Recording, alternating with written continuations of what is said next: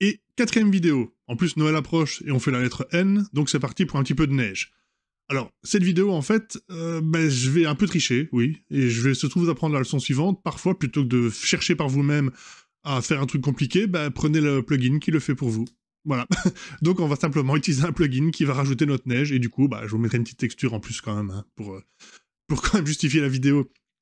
Donc, du coup, on va isoler notre lettre avec slash, et on va aller installer l'addon. Donc, dans les préférences, dans addon, vous cherchez snow, et vous aurez donc votre addon à cocher simplement, et il est donc installé.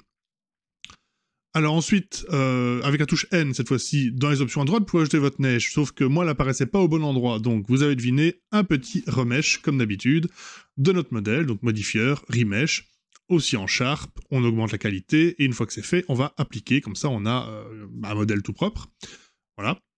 Et ensuite, on reclique, et là, voilà, on a la neige, et en plus, c'est super sympa, Blender a même mis le matériau tout fait et tout calculé.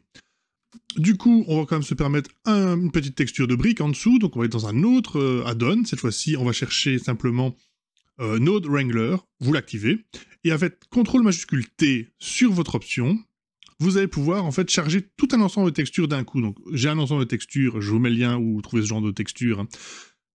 Vous cochez pour valider et Blender va automatiquement configurer en fait votre texture, sauf qu'elle apparaît pas correctement, c'est normal, il faut appliquer le modifieur, U, Smart UV Project, et ensuite, voilà, votre brique sera bien appliquée, sauf qu'elle n'est pas encore parfaite.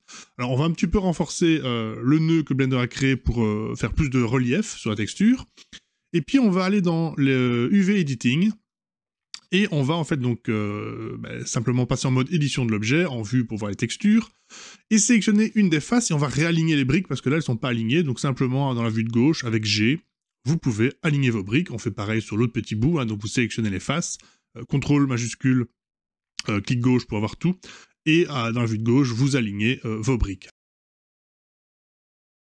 Et une fois que vous êtes revenu à votre scène, à votre layout de base, un petit F12, et vous aurez ce rendu. Voilà. Donc, rendu sympa. Alors attention, moi, il m'a pris un peu de temps à générer, je sais pas, c'est la texture neige, justement, qui était assez gourmande. Bon, voilà, donc ça a pris pas mal de temps, même avec Blender 3, même avec CycleX, mais voilà, c'est pas très grave, parce qu'au final, c'est le plugin qui a tout fait pour nous. Donc, petit rendu, alors je sais que le mur est un peu pas très réaliste, hein, c'était pas le but, mais comme ça, on couvrait deux aspects, encore une fois, en moins de 5 minutes. J'espère que ça vous a plu, et à nouveau, on se retrouve dès demain pour la lettre suivante.